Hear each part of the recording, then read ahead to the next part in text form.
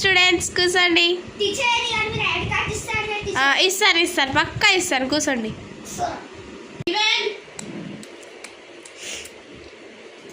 అర్జు, చైతన్ తీసుకోండి. చెప్పురా.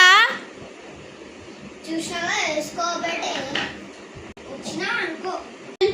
పొద్దున అసెంబ్లీలో వచ్చినా కనబడలేదా? వేసుకో గురించి ఇంట్రడక్షన్ తీసుకుంటా. అర్జు ఇక్కడ రా.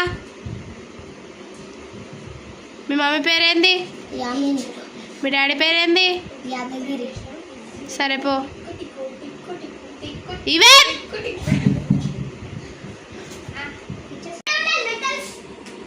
నూడిల్స్